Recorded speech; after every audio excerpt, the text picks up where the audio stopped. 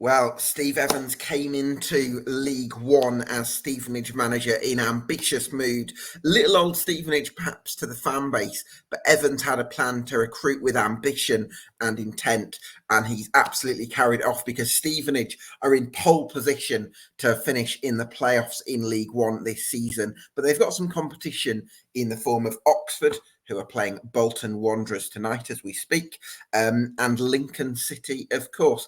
Delighted to be joined to discuss the Boro's prospects and this another incredible season by Matt Farley from the excellent Stevenage Football Club Podcast. Good evening, Matt. How are you, my friend? I'm absolutely ecstatic, Gab. You know me. I'm like, come on, the Boro.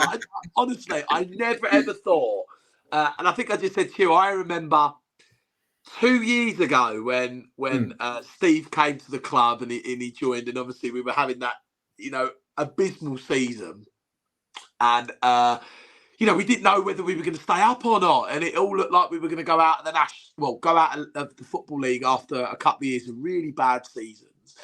And if someone would have said to us, we'd be doing this in a year and we'd be automatically promoted from League Two, I'd have been like, what? Well, I was just couldn't believe it. And then if someone would have said a year on we'd be in the League One playoff places with 10 to play, Jesus. I would have been like, my it's God. It's not fluke when it's 10 to play, is it, Matt? No, and we've had it all season. When they're going to drop off? When's that inevitable drop going to come? It hasn't happened. But honestly, I'm over the moon. Over the moon to be here as well. But I would definitely go out on the limb and say these current years that I'm having in my current life are the best years of my life supporting Stevenage Football Club. Absolutely. Do you know what?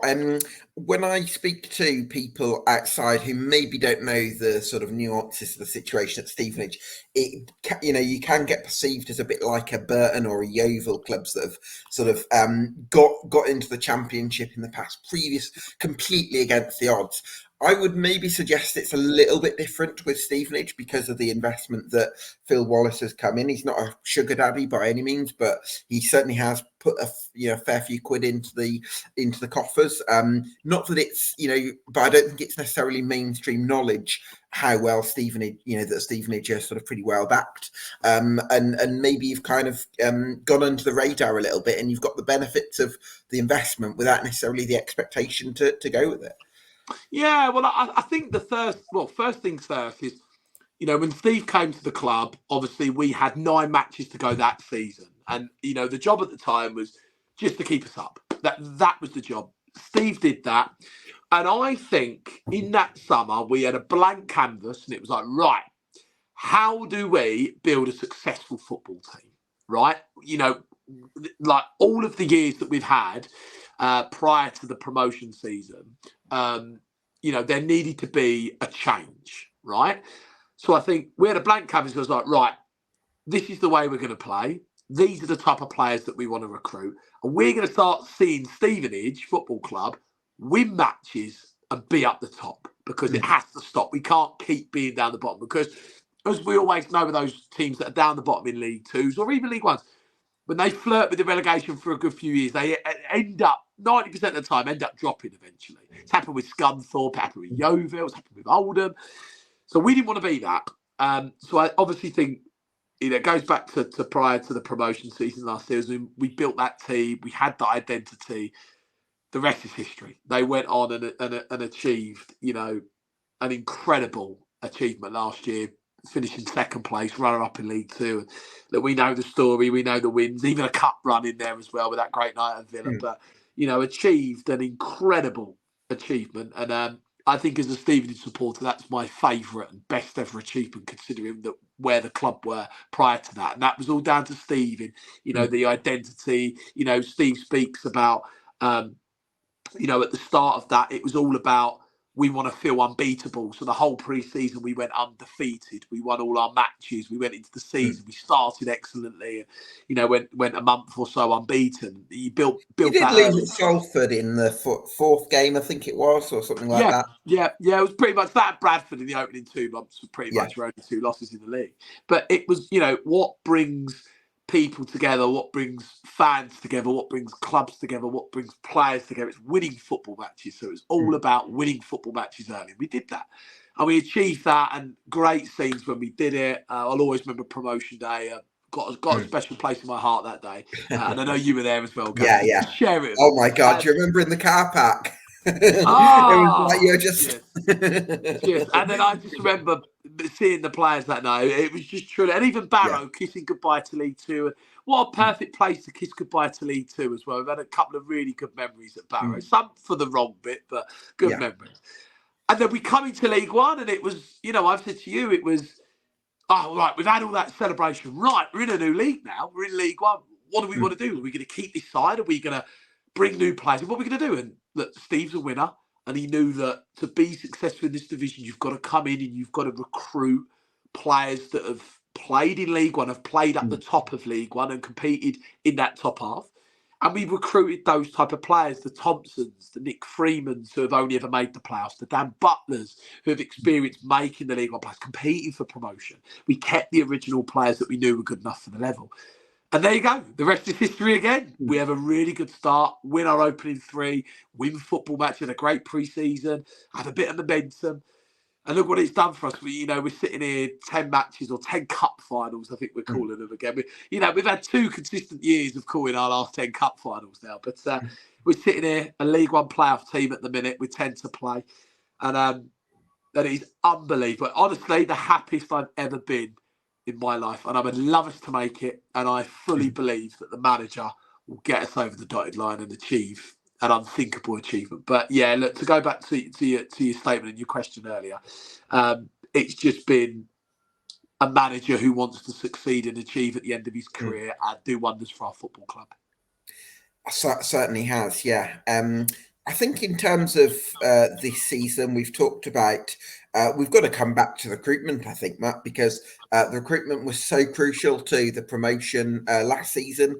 And again, I think I remember talking to you, and we were sort of having these debates about certain players that were a bit borderline, like you couldn't fault Max Clark, for instance, based on the form in the second half of the season. But the signing of Dan Butler has made a real difference. And to be fair to Dan Butler, he's done really well considering the issues in terms of the backup left back spot, and he's really impressed me this year. Yeah, look, I think all of the new players that we've recruited are fantastic, right? And that's why we've recruited them, because they're top level League One players. The Louis Thompsons, the Dan Butlers, the Nick Freemans, the Ben Thompson, Nathan, all of them, they're top League One players. So I think the recruitment was key for us, because I think when you want to achieve in football, and I know that there's been teams over the last 6 years that have done it, not necessarily with the most kind of, the best players in the division, let's say. But you need players, in my opinion, that in terms of their talent, their ability and their mindset, expect to be up there. And I felt that's what we did really well in the summer. We brought people here that are used to being up there and know how to be up there.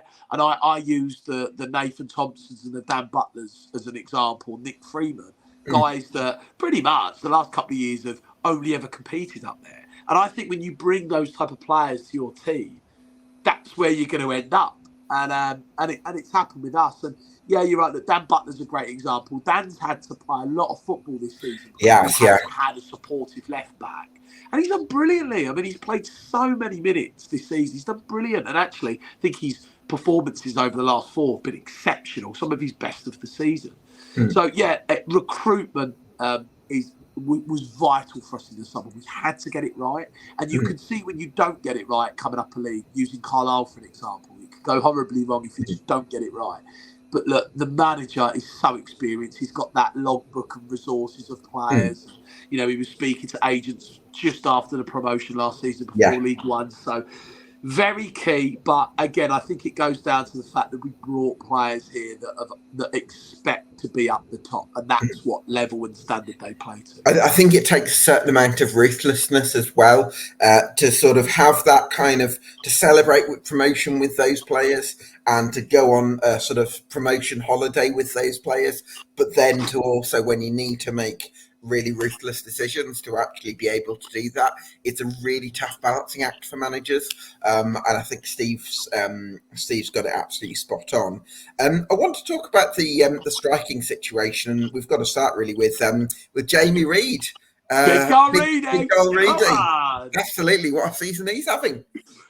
What a guy! What a player!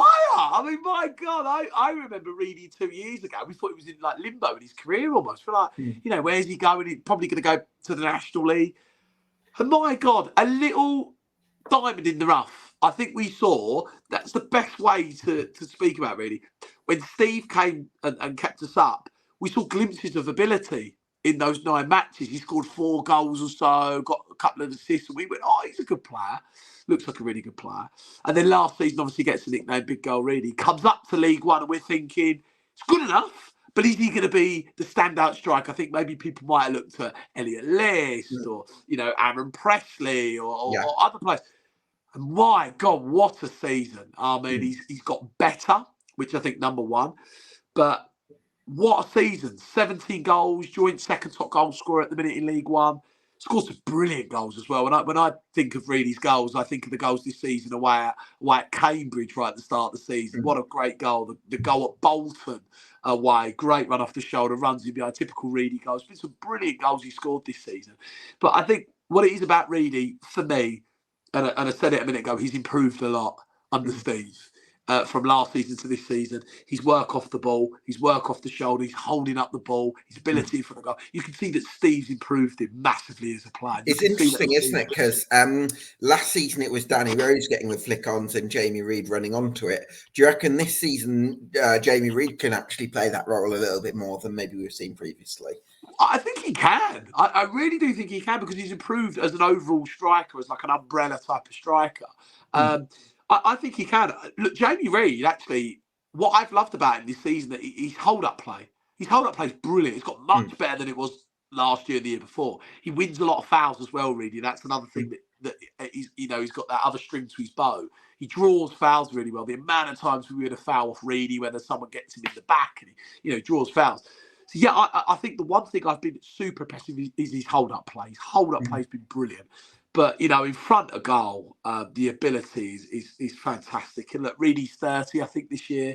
So he's coming to the late part of his 20s and his early 30s. But what a season, what a player. In my opinion, I think he's become a legend of the club, just considering the impact he's had in a short space of time. Some people will disagree and say, no, he needs probably more. But I think...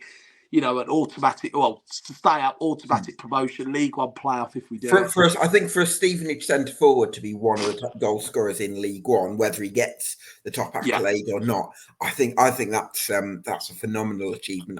Because even when you had the Graham Wesley side previously in League One, forgive me if I'm wrong, but my impression is he never really had an out goal scorer. It was sort of shared around the team, wasn't it? Yeah, it was pretty much shared. And the thing about this team, you'll look at Reedy on 17 goals, and I think the next player with the most is Roberts with 5. So it's very heavily in Reedy. I think there's a stat going out. I'm not sure what it is now exactly, but he's won us, I think it's about 12 points from his goals. And if you take that off, that lingers us 10th, 11th out the playoffs, so a little bit further. So, yeah, look, a massive player. And I'm so proud of him, actually, because, again, 2 years ago, I think people were thinking that he was going to be gone at the end of that terrible season. Again, it's one of those things, a little bit like us being involved in the League One playoff race. If you'd have said to us 2 years ago that Reedy be doing the things he's doing, we would have been a bit like, God, really? So, yeah, what a player. I love him so much. I love the guy so much. I've got a T-shirt of him in that room. Right, and if he gets us the League One playoffs with his goals, what a legend. But, yeah, over the moon for him. And I fully believe he's going to get over 20 goals. I think he'll get 3 more and get over that big 2-0. Yeah, he'll get another 3 goals, won't he? Yeah. Who knows? He'll be knocking for him in the summer if he does. When's his contract till, Matt? So he signed a new contract September. So I think he's contracted for another year. After. Okay. He's got 2 years. So it's that interesting last year of contract sort of corner, isn't it? So where it's like, is the club going to want to cash in rather than keep him for another season and and risk him maybe not necessarily being able to repeat. Obviously, depends a little bit which division you're going to be in. That's obviously going to have a big Stop it, bearing. Dad! You're making me heart do that, I mate. know, yeah. Come on, boys. Championship. Imagine. Oh, it'd be unreal. Him scoring away at Norwich and all going out on the city weekends. Oh, Could be going to Goodison Park next season. Oh, stop it, Gav. Well, how have we gone from playing... Well, saying that, actually, I was going to say Barrow, but they're actually in the playoffs at the minute. Yeah. How have we gone from playing at Sutton, right, a year ago, to then all of a sudden going, hang on a sec, we could be playing at Ellen Road if they don't go up next season. Do you know what I mean? Like that. What is going on here? It's just absurd, Gab. But do you know what? And I'm not being biased to our Stevenage Football Club here, but I've never known a team that have gone in quick succession from there to there like this in this speed. Off memory, I just can't think of one. Yeah. Oh God. No. Burton got back-to-back promotions in the mid 2010s, but other than that, it's very rare. Yeah, it's very rare. Okay, so one other side. I just from memory, I can't think. So sure. The fact that we've gone, speaking about that Championship football, is like I was watching the highlights from Cardiff and Ipswich, I think it was earlier. Yeah. Before Oxford and Bolton on telly. And I was sitting there, I was going, holy hell, we could be playing there next season. That is absurd. We could be playing there next season. It's pretty cool. Yeah, absolutely. Not bad for a bus stop in Hitchin, is it? I think we can't have a Stevenage podcast, Matt, without talking about Carl Pigiani. Love him! Talk about Reedy. Yeah. Carl Pigiani. Do you know what? I can't believe that Donna's questioned whether Carl Pigiani was going to make the step up. Unbelievable. Absolute shambles. I know it was his opinion, but I thought, God, that is a. But this opinion isn't just shared from this season. I remember when he had doubts about it in the previous season as well, when we got promoted. But yeah, I remember that. Bless him, and he won't mind me for saying, but he said he didn't think Pidge would play a lot, and I was just like, Donna's first name on the team sheet. First name on the team sheet. But captain, leader, dominant. Because the thing about Pidge, again, he's in that Jamie Reid bracket. He got relegated with Oldham. Although I've always liked Carl Pigiani. I've actually wanted Pidge at our club for a good few years now. I used to watch him on the Salford documentaries, and I always used to he'd be a proper defender for us. And he gets relegated. He comes to us. Unbelievable season, player of the season, gets promoted. Then it's almost like, right, does he go and sign for someone else because he can do the jump? He makes the adaptations up to League One, and then doesn't just make the adaptation and does well. He's one of the most dominant defenders in League One. So it's almost like genuinely, Matt, I'm not even surprised at all. I saw how good he was in League Two, and I think it's very difficult. I think it would have been very difficult to tell how good he was going to be in League One without watching him live in League Two. Because I think when you see him live, you actually appreciate how good a defender he is. And ultimately, I was going to say it to you as well, Gad. Excellent players. When they go up the levels, they get better a lot of the time. And Pidge is a perfect example of that. Excellent player. You go up the levels, you're surrounded by better players in your squad, you play a better level of football. And actually, they're more dominant. And I think that's been a case with Pidge this season in League One. Yeah, absolutely. It feels like also the recruitment has it's not only added quality, but I think it's also raised the standards. So it's probably part of the reason why, Carl Pigiani's been this good and Jamie Reid's been scoring even more goals than he was in League Two because of the quality in midfield. Like, for example, Carl Pigiani has Finn Burns sitting at the base of midfield protecting him, and then Jamie Reid has players like Louis Thompson creating for him, and even got the best out of Jordan Roberts. You could argue Reid, Roberts and Pigiani have been your three best players, even though the recruitment has been sort of 8, 9 out of 10. So that shows how it's kind of raised the standards and had a kind of ripple effect on everything else. Yeah, and they are actually my standout three. I think for me, we were having this discussion on our pod the other day. Look, Reedy's had an unbelievable season, but I just think Pidge has been so dominant. And I've got to be honest, when I look at the like League One Team of the Week things, they come out. Carl Pigiani, I'm not kidding you, is involved in that every other week. Yeah. Right. I remember before December, we counted, he was involved in it every single week for 4 weeks straight. He's so dominant on the stats. Yeah. I would actually have Pidge my number 1, Reedy 2, and Roberts 3, because I just think Pidge has just been so dominant. Reedy's obviously had an unbelievable season. Jordan Roberts, we all knew he's a top League One, could even play Championship probably type of player. But I think as well, to go back to your point about raising the standards by the recruitment, I think as a player, you go up to League One. I think naturally as a player, that in yourself you have to improve. It gives you that little bit of edge. And I think with those players, because they're true professionals, that they knew that they had to get better for the level. It kind of gives you that little bit of kick. Yeah. Do you know what? It's like a psychological thing, because normally after a promotion, I have to say, I normally advocate generally sticking by the players that have got you up there, because you don't want to disrupt too much of that.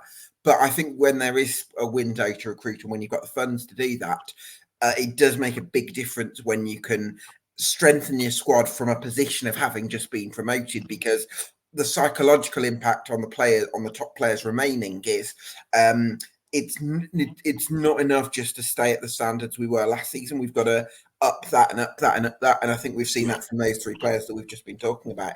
Yeah, most definitely, and that's why I love Steve. He's kept full faith in those players as well. It's like Dan Sweeney, for example. Sweeney's has just signed a contract extension, I'm guessing, for another year. Yeah, and it's an example like that. Dan Sweeney, top player. He's been promoted Forest Green, does it with us, comes up the League One, been brilliant in League One. And, it's like that kind of bit of security. Steve goes, well, here goes the contract extension. It makes Dan Sweeney feel good about himself. Like, I'm made for this level. The manager even has faith in me if we get promoted. It's like, it's that little bit as well. So I think, as a player, when you go up a division, you naturally work harder to get better, because it's more motivating. You're in a better league, going to be playing at bigger grounds. You might be earning a bit more money as well with going up a division. So I think it's not easy for our team, but motivating for these players to get better, improve, be more dominant. And Carl Pigiani strikes me as a legacy type of person. And I think when I've met Pidge and I've spoke to Pidge, and he comes across like he's a player that wants to look back on his career with pride that he achieved things.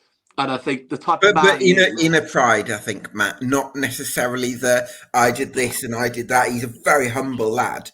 But he works so hard and he's just so dedicated to his cause, I think. He does. And I think that was a real motivating factor for him actually getting even better and being as dominant as he is. But great players. I honestly, I love them so much, Gav. Like, honestly, they are unbelievable players. What they've done for us these 2 years is quite frankly incredible. And do you know what? I'm getting teary now, Gav. I'm bringing out the tears. I'm going to get the handkerchiefs out. Oh my God, my tissues over there.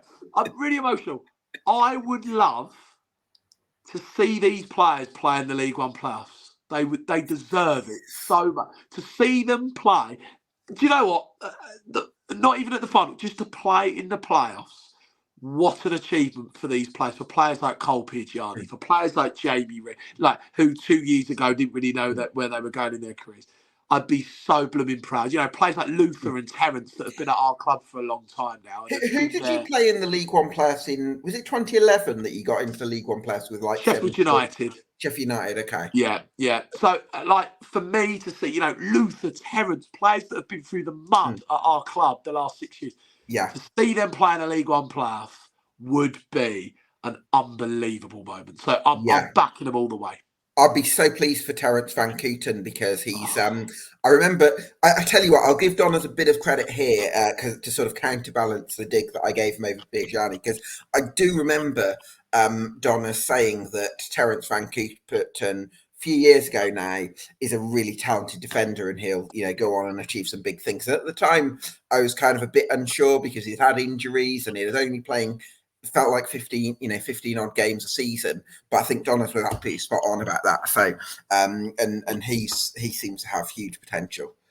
Yeah, most definitely. I think with Terence you could all see his potential as a player, and he's come on leaps and bounds. But again, a player that's massively improved under Steve. You know, Steve has an identity and he knows what players works for that style. And I think he's kind of moulded Terence into a player that he wants, you know, that type of player that he wants back there. I'll give you an example. Terence has always been a lean, kind of skinny defensive player. Terence is really big now. He's quite a thick-set player at the back. And I think there's been a lot of work behind the scenes that's gone into certain players where Steve said, you're a great talent, but to play for me, this is where you need to be. And that's physically, that's mentally. So I think there's been a few players that Steve has moulded. Terence, Luther, and Jamie Reid are all three that fit into that category, in my opinion. I think Steve's moulded certain players to suit his style, and Terence is a product of that. But a fantastic player, a lovely chap as well. He's such a nice guy. And to see them playing the League One players would be just incredible. So, I'd love to see him there.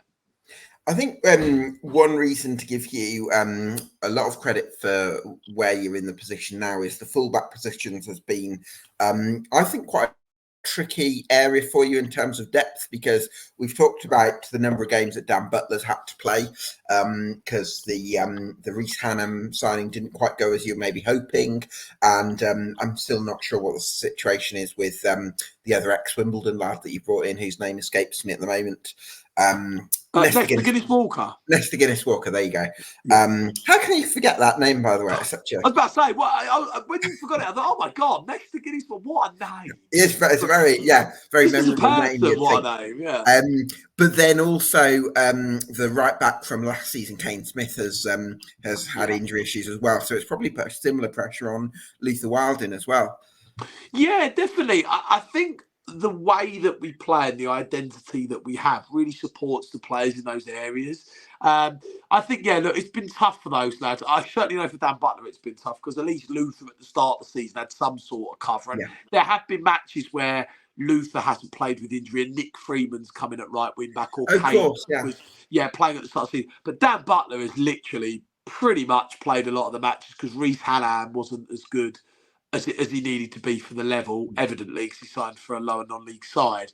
But Nesta's come in, looks a really good talent, played brilliantly when he come on Saturday. And I've got to be honest, I was really impressed with him. Really impressed. He showed glimpses.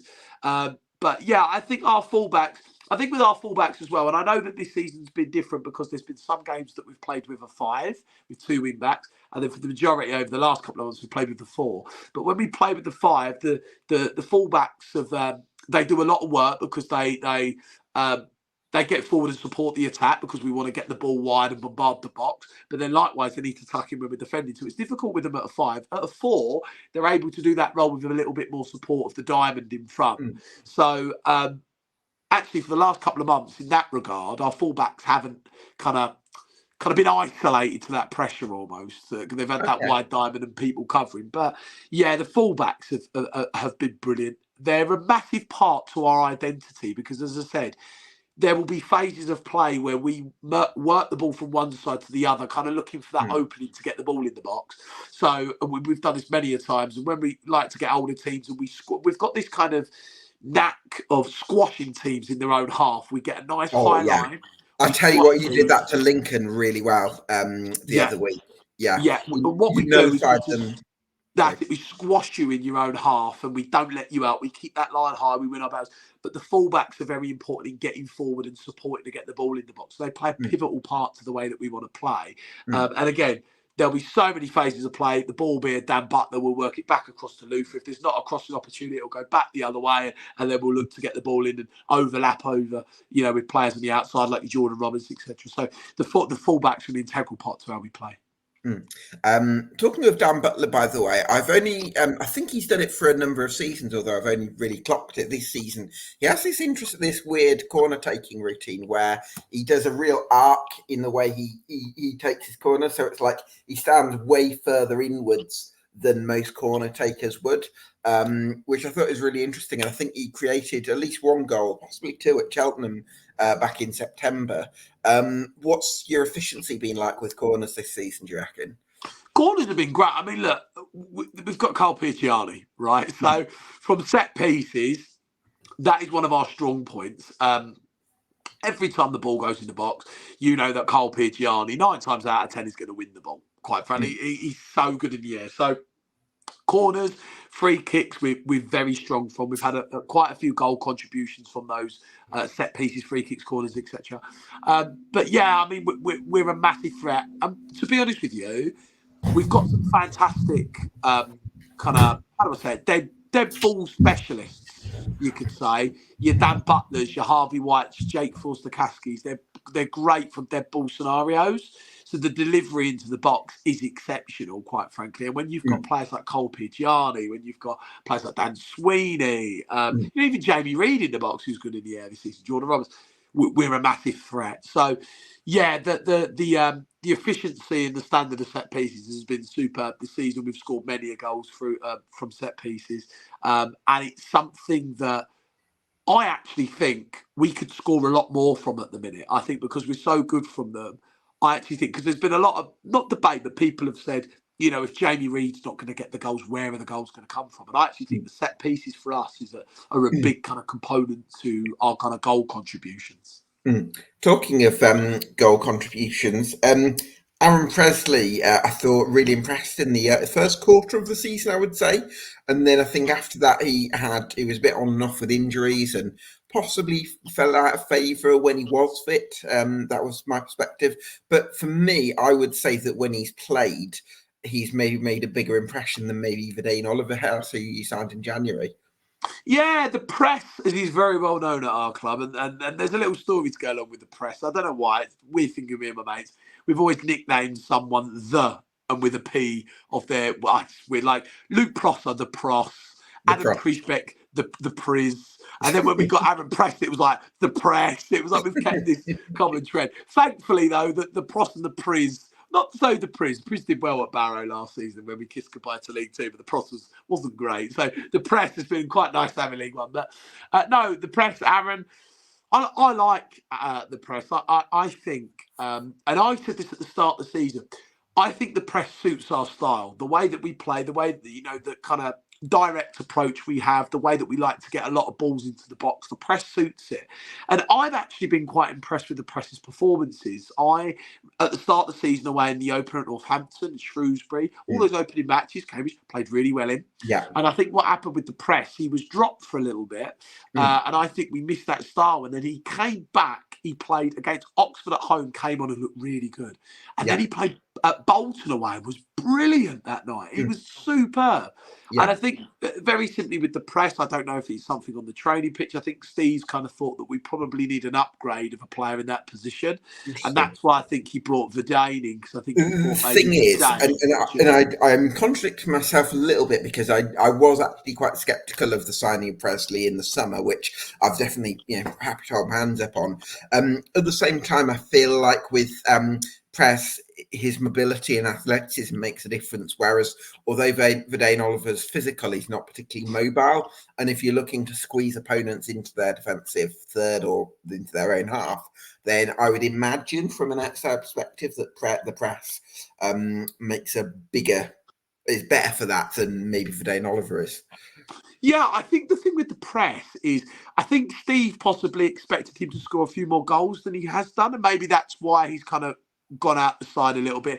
Look, the press has been great, and then he had a game at Shrewsbury, and it wasn't one of his better performances. And then since then, he hasn't started. He hasn't been in the side. So I don't know if it's one of these things where Steve thinks that once Verdane gets games and minutes and a couple of goals, that he would eventually turn out to be an upgrade on the press.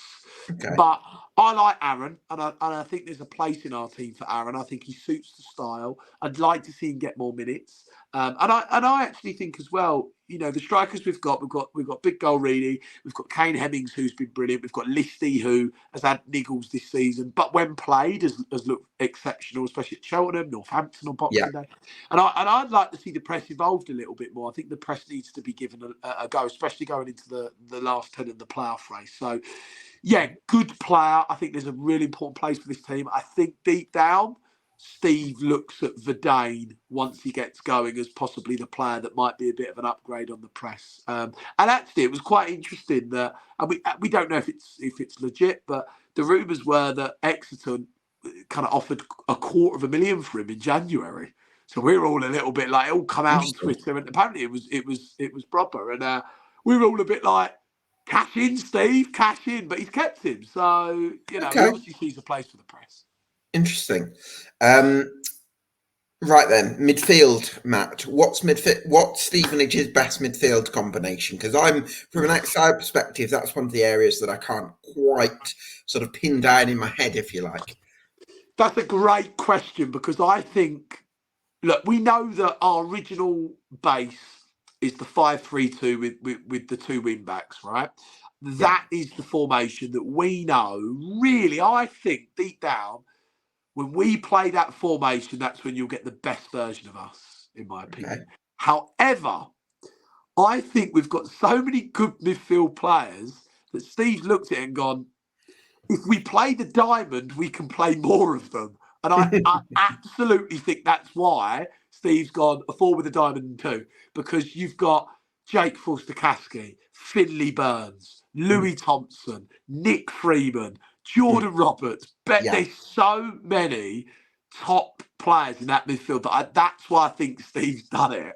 And he'd be right, because how can you pick between Finley Burns and Louis Thompson to play in that holding role? How can you pick between Nick Freeman and Ben Thompson and Jake Forster-Caskey? So difficult. So I think for us, in terms of a midfield basis, I think the diamond is probably the way that you would see our best midfielder in terms of the midfield.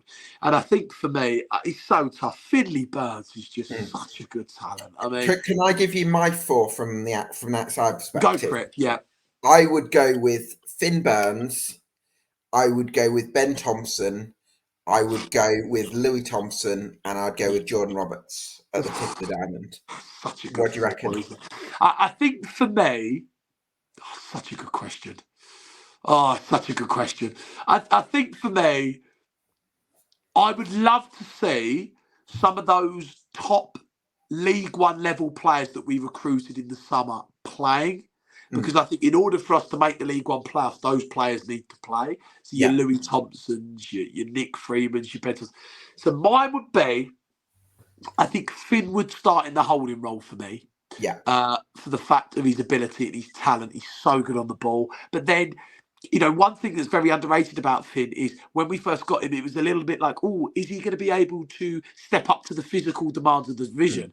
And he squashed that at the opening day when he outmarked Tyree Simpson in that game, and we were like, oh, okay, he's fine. So for me, he plays. And what you can do as well is drop Finn Burns into defence. So in certain periods, it can become a 5-3-2 as well. There is that, most definitely. I think for me, do you know what? I'm going to say something. On the right side of the diamond, Nick Freeman, I'm going to say he's been the player that surprised me the most this season. We first signed him and I thought, okay, decent signing, but at the time I didn't know if he was going to be a player that was going to be a standout. He has been one of the best players over the past 4 months. Absolutely fantastic. Has been brilliant. His contributions and assists, brilliant. And actually, with the fan base, a lot of people now have him in their starting 11. And actually, when I look at Nick, he's got promoted before from this division, so it should be no surprise. So I'd actually play Nick on the right. Okay. Left for me, it's a toughie, because you look at Jake Forster-Caskey and you look at Louis Thompson and you think, who deserves that start? And they're so good in their right. Jake Forster-Caskey's such a fantastic ball player. He's quality. He gets things going for you. He keeps the ball. I actually like the idea of bringing Forster-Caskey on in games when he's got a bit more space ahead of him, because he's such a technical player. I think what I like about Louis Thompson, as well as he's creative, but I think he's got that. He can support the press a bit, and I think he can also create a bit of space as well with his runs for maybe Dan Butler to get forward in a way that maybe I'd struggle to imagine so much with Forster-Caskey, possibly. Yeah, no, really good point. I think for me, Louis would play on the basis of top League One level player. He wins you the ball back. He does the dirty things really well. And actually, I think he gives Dan Butler a little bit of support the way that Louis plays. So I would play Louis there, and then top of the diamond would be Jordan Roberts for that. Yeah. Quality, the floating in and out the strikers. But don't get me wrong, Ben Thompson, top player, should be playing a lot more, by the way. And I don't know if he's got an injury at the minute, or if I think he might have a knock. Well, I'll tell you what, I loved him at this level with Gillingham under Neil Harris at the back end of the at the back end of the 21-22 season, when he nearly really kept Gillingham up from 10 points adrift or something. And I've seen him pull a 10 out of 10 performance in the Championship as well for Millwall. So he's absolutely got it. And I think in the running, I think don't rule out Ben Thompson as well. That lad is absolute quality. And I think he's also got that bit of Millwall toughness about him as well. And I think he's going to respond well. I'd imagine he responds well to Steve Evans' management style. So he probably hasn't really grabbed being that sort of central figure that maybe he might have hoped this season, Ben Thompson. But don't make no mistake, that lad can make a difference. I'm convinced of it. But most definitely, I think Ben is a top quality player. And again, we say it like we say the other lads. He's a top League One level player that's played Championship. And if you want to be up there competing, you've got to give those players minutes. And I think for me, I would play Ben a lot more than he has done. I think he's a top quality player. And realistically, again, I think he's got a knock at the minute, but he should be playing a lot more. And then, when you look at that midfield, you've then got players like Alex McDonald, who can come on and be your fighter and can fight for you in those hard, treacherous kind of games where you need a result. A bit like tomorrow at Peterborough, Yeah. Say we're 0-0 or 1-0 in that game, winning. He's the type of player that you bring on.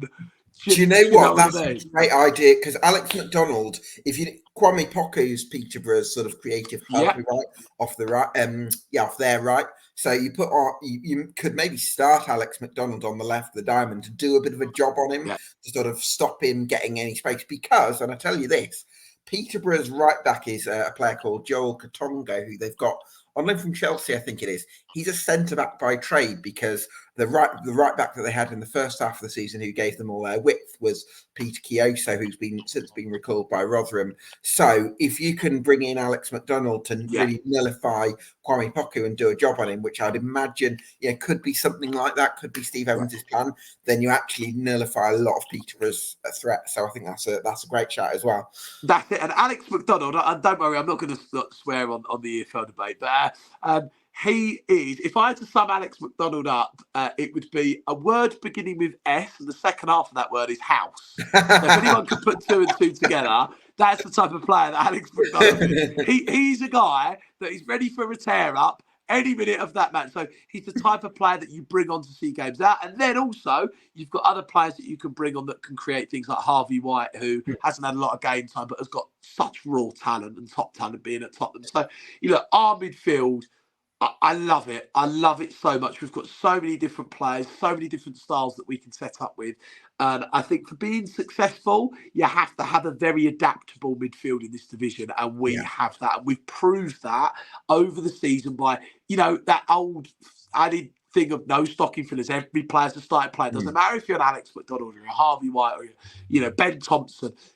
If you start and you play, you're expected to win. And if you don't win, it's not good enough. And that is the way that this team are built under Steve Evans. So that midfield is a massive component to our success. And I love it. Hopefully it can get us over the line. Absolutely. I don't know if I've mentioned this hot take to you, Matt, but my opinion is that if Stevenage do pull off the miracle and get promoted to the Championship this season, I actually think that there's a possibility that Steve Evans would leave this summer, because I look at his career trajectory and I think he's often, 3 times in his career, he's been prepared to drop down to League Two, having most recently managed at a higher level, whether it's Championship or League One. And I think it's because he likes managing the big budgeted clubs at the lower levels and being the real centerpiece of the promotion races. And I think he prefers that to being a bit of an underdog at the higher levels sometimes.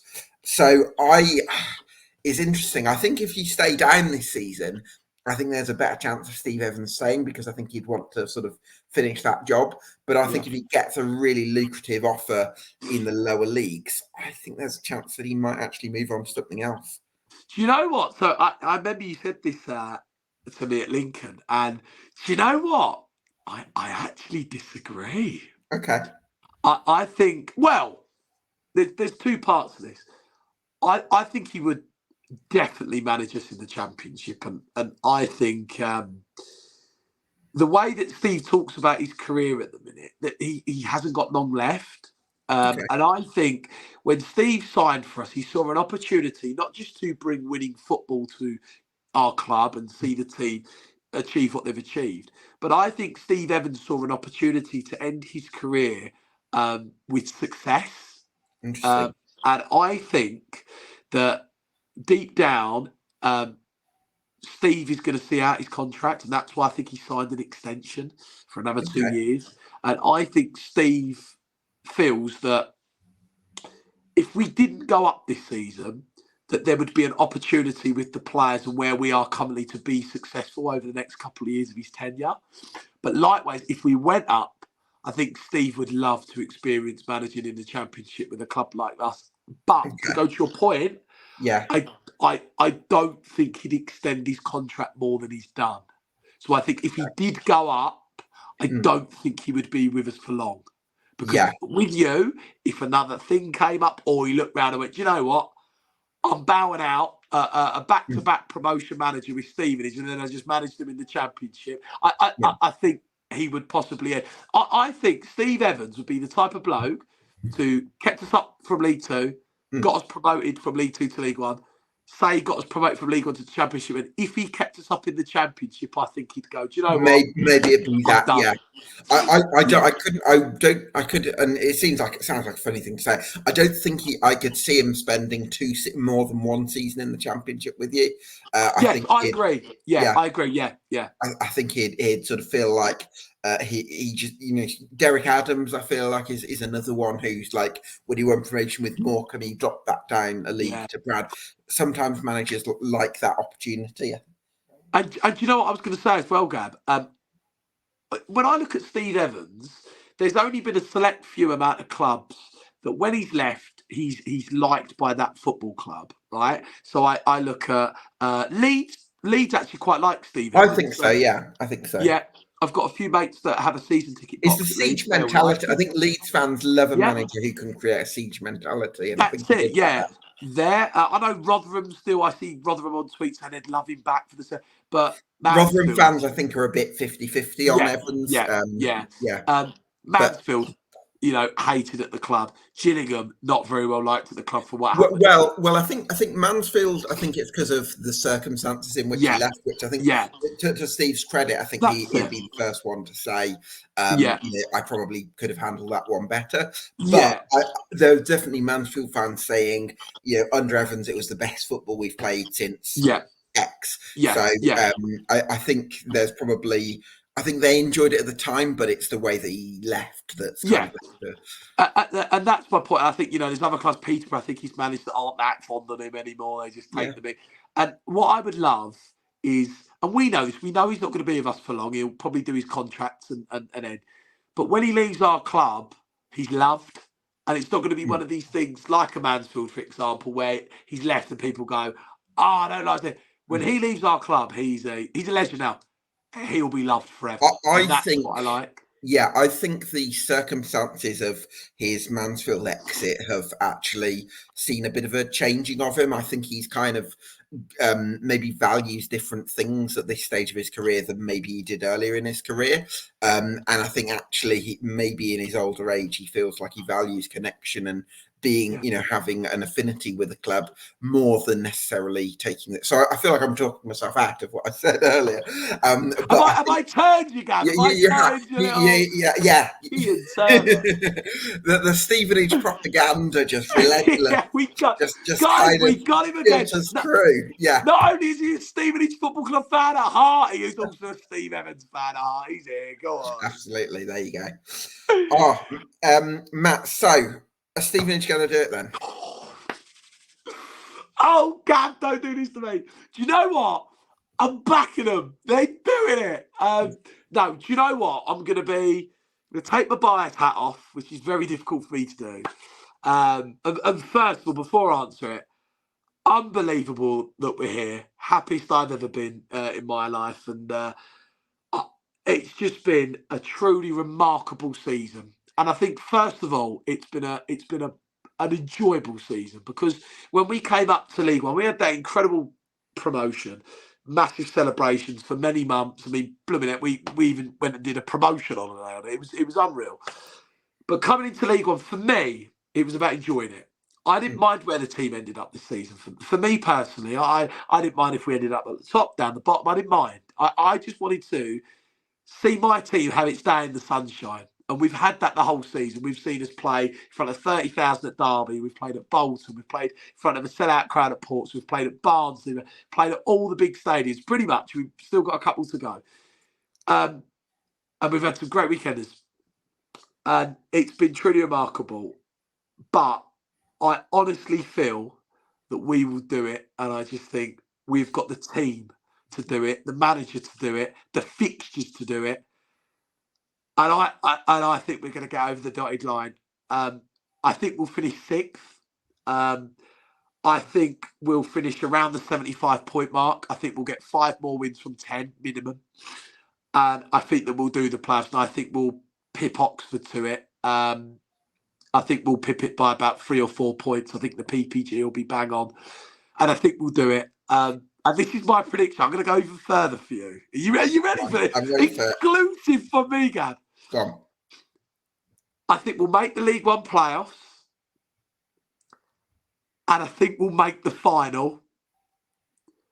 But how we do in the final, I don't know. Because to get promoted, you have to be so good. At Wembley in the final, you have to be so good to get promoted. You have to get luck. Yeah.